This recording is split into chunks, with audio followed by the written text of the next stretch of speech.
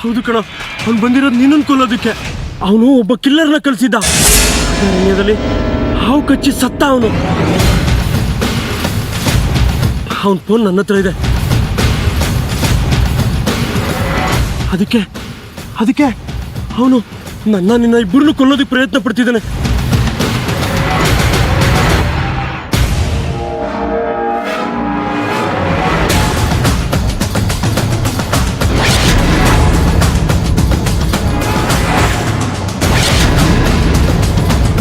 ಬೆಟ್ಟದಿಂದ ಹಾವನ್ನ, ಗಾಯಗೊಂಡು ಹುಲಿನ ಯಾವತ್ತೂ ನೆಗ್ಲೆಕ್ಟ್ ಮಾಡಬಾರ್ದು. ಇಷ್ಟೊತ್ತಿಗಾಗಲೇ ನನ್ನನ್ನು ಕೊಲ್ಲೋದಕ್ಕೆ ಯಾರೋ ನನ್ನ ಹಿಂದೆ ಬಿದ್ದಿದ್ದಾರೆ ಅಂತೇಳಿ ಅರ್ಜುನ್ಗೆ ನಂದನಿಂದ ಗೊತ್ತಾಗಿರುತ್ತೆ. ವಿಷಯ ಗೊತ್ತಾದ್ಮೇಲೆ ಅವನು ಸುಮ್ಮನೆ ಅಂತೂ ಇರೋದಿಲ್ಲ. ನನ್ನನ್ನು ಹುಡುಕೋದಕ್ಕೆ ಪ್ರಯತ್ನ ಪಡ್ತಾನೆ. ಆ ಪ್ರಯತ್ನದಲ್ಲಿ ನಾನೇನಾದರೂ ಸಿಕ್ಕಾಕೊಂಡ್ರೆ ನನ್ನನ್ನು ತೋರಿಸೋದಿಲ್ಲ ಅವನು.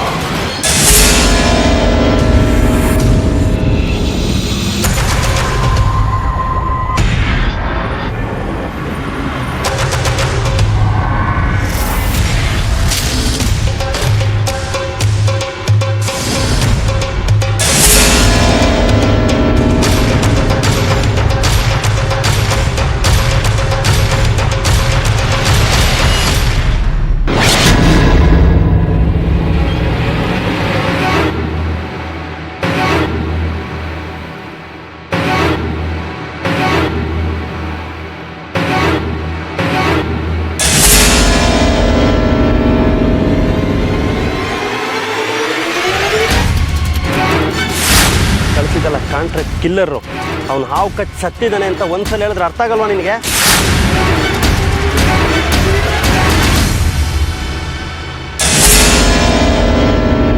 ನಾಲಾಯಕ್, ಅರ್ಜುನನ ಕೊಲ್ಲೋ ಅಂತ ಕಳಿಸಿದ್ರೆ ನೀನೇ ಸತ್ತು ಬಿದ್ದಿದ್ಯಾ? ಇದಕ್ಕೆ ನಿನ್ನನ್ನು ಒಪ್ಪಿಸಿದ್ನಲ್ಲ, ಅದು ನನ್ನ ದೊಡ್ಡ ತಪ್ಪು. ತಿಂದು ನೀರು ಕುಡಿಲೇಬೇಕು ಅನ್ನೋ ಹಾಗೆ ನಾನು ಮಾಡಿದ ತಪ್ಪಿಗೆ ನಾನೇ ಅನುಭವಿಸ್ತೀನಿ. ನಿನ್ನ ಫೋನ್ ಈಗ ಅರ್ಜುನ್ ಫ್ರೆಂಡ್ ಹತ್ರ ಇದೆ. ನಿನ್ನ ಜೊತೆ ಅರ್ಜುನ್ ಮತ್ತು ಅವನ ಫ್ರೆಂಡ್ ಇಬ್ಬರನ್ನ ಕಳಿಸ್ತೀನಿ.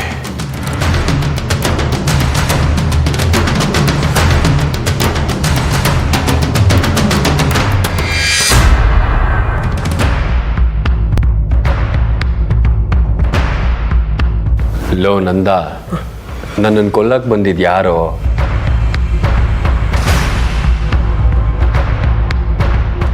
ಈಗ ನೀನು ಕೊಲ್ಲೋದಕ್ಕೆ ಯಾರೋ ಬಂದಿದ್ದಾರೆ ಅಂತ ಅರ್ಜುನ್ಗೆ ಹೇಳಿದ್ರೆ ಅರ್ಜುನನ್ನು ಸೇರಿ ಚಂದನ್ ಭರತ್ ಕೂಡ ಭಯ ಬೀಳ್ತಾರೆ. ಆ ಭಯದಲ್ಲಿ ಚಂದನ್ನು ಮತ್ತು ಭರತ್ ಏನು ಮಾಡ್ತಾರೆ ಅನ್ನೋದೇ ಗೊತ್ತಾಗಲ್ಲ. ಇಲ್ಲ, ಹೇಳೋದು ಬೇಡ. ಲೋ ನಂದ, ನನ್ನನ್ನು ಕೊಲ್ಲೋದಕ್ಕೆ ಯಾರು ಬಂದಿದ್ರು? ನಿನ್ನ ಕೊಲ್ಲೋದಕ್ಕೆ ಅನ್ನ? ಇಲ್ಲ, ನನ್ನ ಕೊಲ್ಲೋದಕ್ಕೆ. ಏಯ್, ಏನು ನೀನು ಗಳಿಗೆಗೂ ನಾನು ಮಾತಾಡ್ತಾ ಇದೆಯಾ? ಆರಾಮಾಗಿದ್ಯಾ? ಎಸ್ ಬ್ರೋ, ನಾನು ಕರೆಕ್ಟಾಗೇ ಇದ್ದೀನಿ. ಆದರೆ ಕಿಲ್ಲರ್ ಬಂದಿರೋದಂತೂ ಸತ್ಯ. ಅಲ್ಲ ಕಣೋ ನಂದ, ನಿಂಗೆ ಹಿಂದಿಲ್ಲ ಮುಂದಿಲ್ಲ, ಬಂಧು ಬಳಗ ಅಂತೂ ಮೊದಲೇ ಇಲ್ಲ. ಈ ದುಶ್ಮನ್ ಎಲ್ಲಿಂದ ಹುಟ್ಕೊಂಡ? ಅದೇ ನನಗೂ ಗೊತ್ತಾಗ್ತಾ ಇಲ್ಲ. ಬ್ರೋ, ಇವನು ಮೊದಲೇ ಕಾಮಿಡಿ ಪೀಸು. ಹೋಗಿ ಇವನ್ ಮಾತು ನಾ ಸೀರಿಯಸ್ ಆಗಿ ತಗೋತಾ ಇದ್ದೆ. ಇಲ್ಲ ಬ್ರೋ, ಬಿಡಿ ಬ್ರೋ, ಇವನ್ ಯಾವಾಗಲೂ ಇದ್ದಿದ್ದೆ. ನಂದ, ನೀನೇನು ಹೆದರ್ಕೋಬೇಡ. ಏನೇ ಆದರೂ ನನ್ನ ಪ್ರಾಣ ಕೊಟ್ಟಾದರೂ ನಿನ್ನ ಪ್ರಾಣ ಉಳಿಸ್ಕೊತೀನಿ, ಸರಿನಾ? It's my promise. Thanks bro, thanks. ನಿಜವಾಗ್ಲೂ ಜೀವ ಬೆದರಿಕೆ ಇರೋದು ನನಗಲ್ಲ ಗೆಳೆಯ, ನಿನಗೆ. ಆದರೆ ಈ ಸಮಯದಲ್ಲಿ ನಾನು ನಿನಗೆ ಹೇಳೋದಕ್ಕಾಗ್ತಾ ಇಲ್ಲ. ನನಗೆ ಕ್ಷಮಿಸು. ನೋಡಿ, ಏನೇ ಕಷ್ಟ ಆದರೂ 3 ದಿನ ನಾನು ನಾಗಶಂಕರ ದೇವಸ್ಥಾನಕ್ಕೆ ಹೋಗಲೇಬೇಕು, ಅಲ್ಲಿ ದರ್ಶನ ಮಾಡಲೇಬೇಕು. ಯಾಕೆ ಅಂದರೆ 3 ದಿನ ಹೋಗಿ ಪೂಜೆ ಮಾಡಿಸ್ಕೊಂಡು ದರ್ಶನ ಮಾಡಿ ಬರ್ತೀನಿ ಅಂತ ನಮ್ಮಪ್ಪಂಗೆ ಮಾತು ಕೊಟ್ಟಿದ್ದೀನಿ. ಏನೇ ಆದರೂ ನೀನು ಲಕ್ಕಿ ಮಗ. ಯಾಕೋ? ನಿನ್ನ ಮೇಲೆ ನಿಮ್ಮ ತಂದೆಗಿರೋ ಪ್ರೀತಿ, ನಿಮ್ಮ ತಂದೆಗೆ ನಿನ್ನ ಮೇಲಿರೋ ಪ್ರೀತಿ ಇದನ್ನು ಎಕ್ಸ್ಪ್ರೆಸ್ ಮಾಡೋದಕ್ಕೆ ಆಗಲ್ಲ. ಹ್ಞೂ ಕಣ, ನನಗೆ ನಮ್ಮ ಅಪ್ಪನೇ ಸ್ಟ್ರೆಂತ್ ಅಂತ ತಂದೆನ ಪಡೆಯೋದಕ್ಕೆ ನಾನು ಪುಣ್ಯ ಮಾಡಿದ್ದೀನಿ.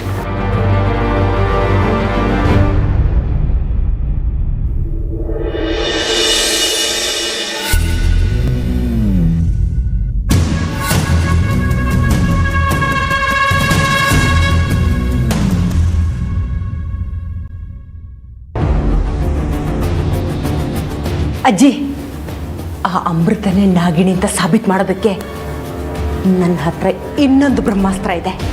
ಅಮ್ಮ ತಾಯಿ, ನಿನ್ನ ಯಾವ ಅಸ್ತ್ರಗಳು ನನಗೆ ಬೇಕಾಗಿಲ್ಲ. ಇಷ್ಟು ದಿನ ಆ ಅಸ್ತ್ರ ಮಾಡ್ತೀನಿ, ಈ ಅಸ್ತ್ರ ಮಾಡ್ತೀನಿ ಅಂತ ಮಾಡಿದೆಯಲ್ಲ, ಯಾವುದಾದ್ರೂ ಉಪಯೋಗಕ್ಕೆ ಬಂತ ಹೇಳು? ಆ ನಾಗಿಣಿ ಮೇಲೆ ನನಗಿದ್ದ ದ್ವೇಷಕ್ಕೆ ಹೋಗಿ ಹೋಗಿ ನೀನೇ ನಂಬುದ್ನಲ್ಲ, ಅದೇ ನಾನು ಆಡಿದ ದೊಡ್ಡ ತಪ್ಪು. ಅಲ್ಲ, ಅವಳ ಮೇಲೆ ಏನೇನೋ ಪ್ರಯೋಗಗಳು ಮಾಡ್ದಲ್ಲ, ಒಂದು ಯಾವುದಾದ್ರೂ ಪ್ರಯೋಜನಕ್ಕೆ ಬಂತ? ನನಗನ್ಸುತ್ತೆ ಈ ಊರಲ್ಲಿ ನಿನಗೆ ಆಶ್ರಯ ಕೊಡೋರು ಯಾರೂ ಇಲ್ಲ ಅಂತ. ಅದಕ್ಕೆ ನಾಗಿನಿ ನೆಪ ಹೇಳ್ಕೊಂಡು ನೀನು ನಮ್ಮ ಮನೆಗೆ ಬಂದು ಸೇರ್ಕೊಂಡಿದ್ಯಾ ಅಲ್ವಾ? ಅಜ್ಜಿ, ನಿಮಗೆ ಆ ನಾಗಿಣಿ ಮೇಲೆ ಎಷ್ಟು ದ್ವೇಷ ಇದೆಯೋ ಅದರ ಹತ್ತರಷ್ಟು ದ್ವೇಷ ನನಗಿದೆ. ಯಾಕೆ ಗೊತ್ತಾ? ನಮ್ಮ ವಂಶ ವಿಷ್ಣುಪುರದಲ್ಲಿ ಹೇಗೆ ಮೆರಿತಾ ಇತ್ತು, ಈಗ ಅದೇ ವಿಷ್ಣುಪುರದಲ್ಲಿ ನಮಗೆ 3 ಕಾಸಿನ ಬೆಲೆ ಇಲ್ಲ. ಇದಕ್ಕೆ ಕಾರಣ ಯಾರು? ಆ ನಾಗಿಣಿ. ನನ್ನಿಂದ ನಮ್ಮ ಅಣ್ಣನ ದೂರ ಮಾಡಿದ್ಲು. ಇದಕ್ಕೆ ಕಾರಣ ಯಾರು ಗೊತ್ತಾ? ನಾಗಿಣಿನೇ. ಅವಳಿಂದ ನಮಗೆ ಇಷ್ಟೆಲ್ಲ ಅನ್ಯಾಯ ಆಗಿದೆ. ಇಷ್ಟೆಲ್ಲ ಆದರೂ ಅದನ್ನೆಲ್ಲ ಸಹನೆಯಿಂದ ಸಹಿಸ್ಕೊಳ್ಳೋದಕ್ಕೆ ನಾನು ಸಾಮಾನ್ಯ ಹೆಣ್ಣಲ್ಲ, ಗರುಡ ವಂಶದ ಹೆಣ್ಣು.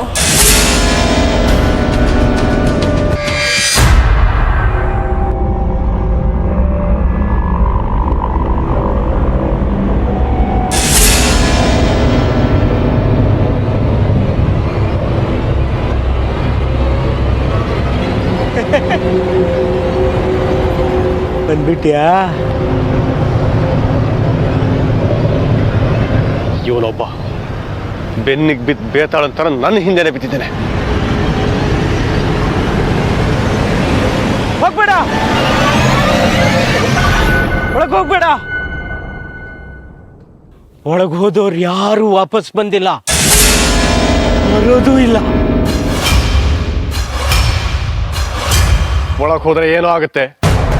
ಒಳಗೆ ಹೋದ್ರೆ ಯಾಕೆ ವಾಪಸ್ ಬರೋದಿಲ್ಲ? ನಾನು ಹೇಳಲ್ಲ. ನೀನು ಹೇಳ್ತಾ ಇರೋದನ್ನ ನೋಡಿದ್ರೆ ಇದರಲ್ಲಿ ಏನೋ ರಹಸ್ಯ ಇದೆ ಅಂತ ಅನ್ಸುತ್ತೆ. ಆದರೆ ಅದನ್ನು ಹೇಗೆ ತಿಳ್ಕೊಳ್ಳೋದು?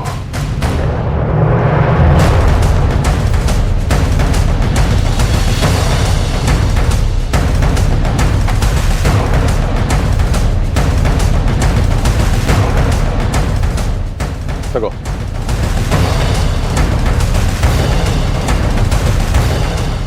ಹೇಳಲ್ಲ, ಹೇಳೋದೇ ಇಲ್ಲ. ಯಾಕೆ? ದುಡ್ಡು ಬೇಡವಾ ನಿನಗೆ? ಈ ಕಾಡಲ್ಲಿ ಇದು ಬರೀ ಕಾಗದ ಅಷ್ಟೇ.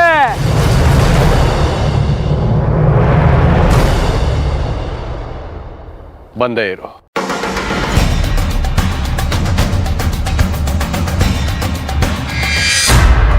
ಅದಕ್ಕೆ ಅಜ್ಜಿ, ನನಗೆ ಒಂದೇ ಒಂದು ಅವಕಾಶ ಕೊಡಿ. ಅವಳು ಚಟ್ಟನ್ನ ನಾನು ಕಟ್ತೀನಿ. ನೋಡು, ನನಗೆ ಯಾಕೋ ನಿನ್ನ ಮಾತಲ್ಲಿ ನಂಬಿಕೆ ಬರ್ತಾ ಇಲ್ಲ. ಅಜ್ಜಿ, ಈ ಅವಕಾಶದಲ್ಲಿ ನಾನೇನಾದರೂ ಸೋತ್ರೆ ಹೇಳದೆ ಕೇಳದೆ ನಾನು ಈ ಮನೆ ಬಿಟ್ಟು ಹೊರಟೋಗ್ತೀನಿ.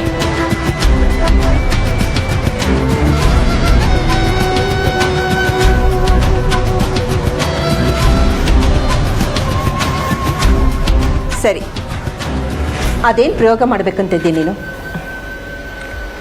ಶತ್ರುನಾಶನ ಗರುಡ ಪ್ರಯೋಗ. ಇದು ಒಂದು ವಿಶಿಷ್ಟವಾದ ಪ್ರಯೋಗ. ಹೌದು, ಈ ಪ್ರಯೋಗ ನಿನಗೆ ಹೇಗೆ ಗೊತ್ತು? ನಮಗೆ ನಮ್ಮ ತಾತ ಹೇಳ್ಕೊಟ್ಟಿದ್ದಾರೆ, ಅವ್ರಿಗೆ ಅವ್ರ ಮುತ್ತಾತ ಹೇಳ್ಕೊಟ್ಟಿದ್ದಾರಂತೆ. ನಾನು ನಮ್ಮಣ್ಣ ಚಿಕ್ಕವರಿದ್ದಾಗ ಇದೇ ಶತ್ರುನಾಶನ ಗರುಡ ಪ್ರಯೋಗ ಮಾಡಿ ಊರಲ್ಲಿರೋ ಸಾವಿರಾರು ಹಾವುಗಳನ್ನ ನಾಶ ಮಾಡಿದ್ರು.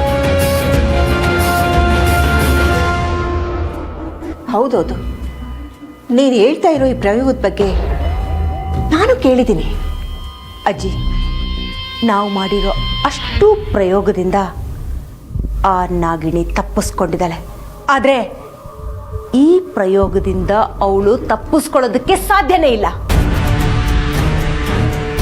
ಆ ಅಮೃತ ನಾಗಿಣಿ ಆಗಿದ್ರೆ ನಿಜ ರೂಪದಲ್ಲಿ ಅವಳು ನಾಗಿಣಿಯಾಗಿ ನಮ್ಮ ಮುಂದೆ ಬಂದು ನಿಲ್ತಾಳೆ. ಇದಂತೂ ಸತ್ಯ ಅಜ್ಜಿ. ಶತ್ರುನಾಶ ಗರುಡ ಪ್ರಯೋಗನ ನೀನು ಹೇಗೆ ಮಾಡ್ತೀಯಾ?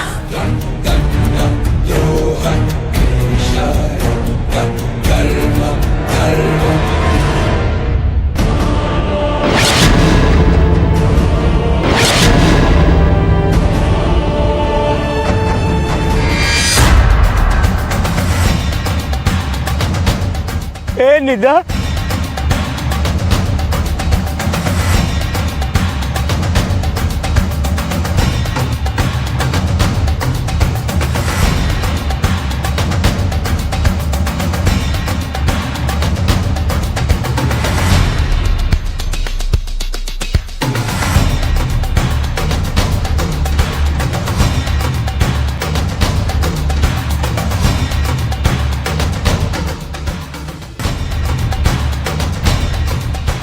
ಈಗ ಹೇಳ್ತೀಯ ತಾನೆ?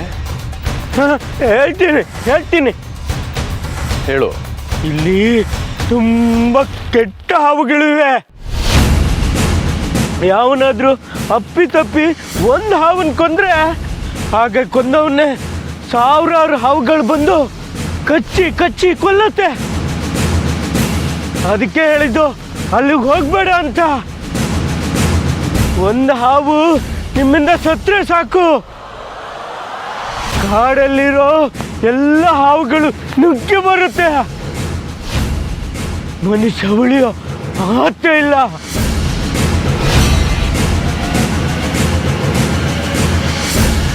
ಇಲ್ಲ, ಒಂದ್ಸಲ ಒಳಗೆ ಹೋಗಿ ನೋಡ್ಲೇಬೇಕು.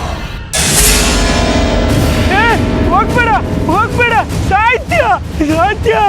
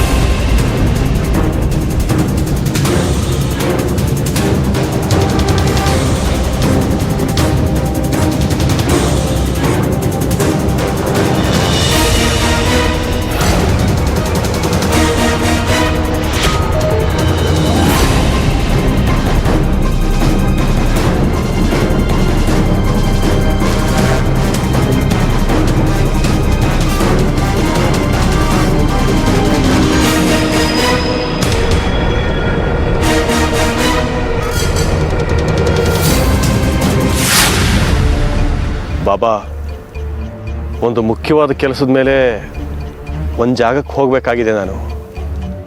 ಆದರೆ ಅಲ್ಲಿ ತುಂಬ ನಾಗಗಳ ಕಾಟ ಅಂತ ಕೇಳಿದ್ದೀನಿ. ನಿನಗೆ ನಾಗಗಳಿಂದ ರಕ್ಷಣೆ ಬೇಕು. ಹೌದು ಬಾಬಾ, ಹೌದು. ಸಹಾಯ ಬೇಡಿ ಬಂದವರನ್ನ ಬರಿ ಕೈಲಿ ಕಳಿಸೋದಿಲ್ಲ ಈ ಭೈರವಪ್ಪ.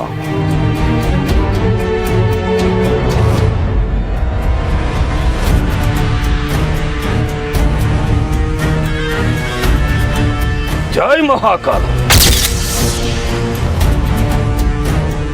ಇದು ನಾಗದಮನ ಮಹಾಯಜ್ಞದ ಭಸ್ಮದಿಂದ ಹಾಗೆ ಗರುಡ ಹುಣ್ಣಿಮೆ ಎಂದು ವೈನತೆಯ ಗಾಯತ್ರಿ ಮಂತ್ರದೊಂದಿಗೆ ನಿರ್ಮಿಸಿರುವ ಮಹಾರಕ್ಷಾ ಯಂತ್ರ. ಇದನ್ನ ನೀನು ನಿನ್ನ ಕೊರಳಲ್ಲಿ ಧರಿಸಿದ್ರೆ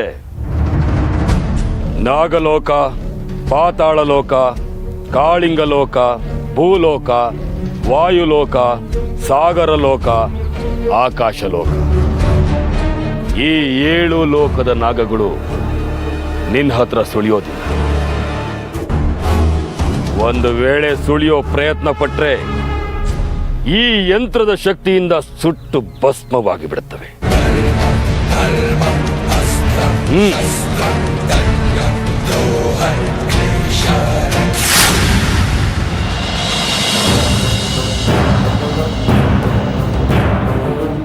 ಅರ್ಜುನ್, ನಿನ್ನ ಮುಗಿಸೋದಕ್ಕೊಂದು ಒಳ್ಳೆ ಉಪಾಯ ಸಿಕ್ತು. ನಿನ್ನನ್ನು ಮತ್ತೆ ನಿನ್ನ ಫ್ರೆಂಡ್ಸ್ನ ಮುಗಿಸ್ಬಿಟ್ರೆ ನನ್ನ ಮೇಲೆ ಯಾರಿಗೂ ಅನುಮಾನ ಬರೋದಿಲ್ಲ.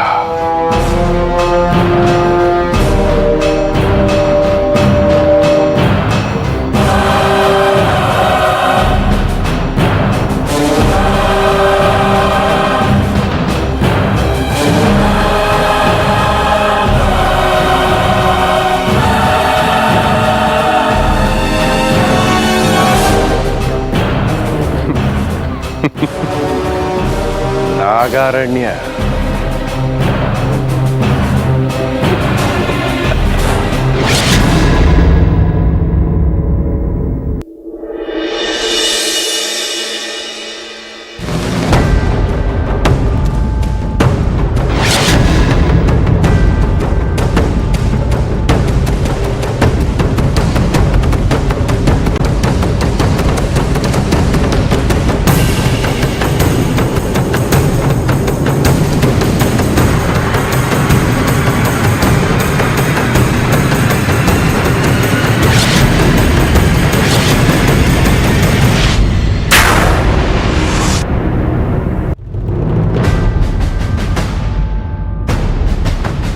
ನನ್ನ ತಂದೆ ತಾಯಿ ಸತ್ತು 3 ವರ್ಷ ಆಗ್ತಾ ಬಂತು.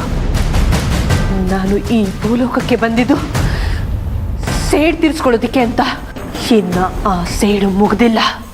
ನನ್ನ ತಂದೆನ ಕೊಂದು ನಮ್ಮಿಂದ ನಾಗಮಣಿನ ಪಡೆದ ಆ ರುದ್ರ ಇನ್ನು ಸಂತೋಷವಾಗೇ ಇದ್ದಾನೆ. ನಾಗಮಣಿನ ತನ್ನ ವಶಕ್ಕೆ ಪಡೆದ ಆ ವಿಷ್ಣು ಕೂಡ ನನ್ನ ಕಣ್ಣು ಮುಂದೆನೇ ಇದ್ದಾನೆ. ಇಷ್ಟೆಲ್ಲ ಶಕ್ತಿ ಇದ್ರೂ ಸಹ ನಾನು ಅವ್ರನ್ನ ಏನು ಮಾಡೋದಕ್ಕಾಗ್ತಾ ಇಲ್ಲ.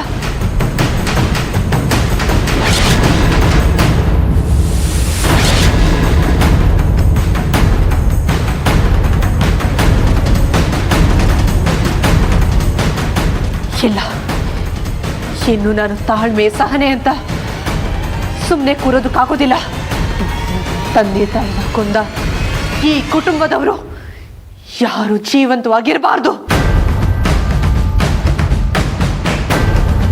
ಹಾಗೆ ಇವರ ವಂಶನ ಸರ್ವನಾಶ ಮಾಡ್ತೀನಿ.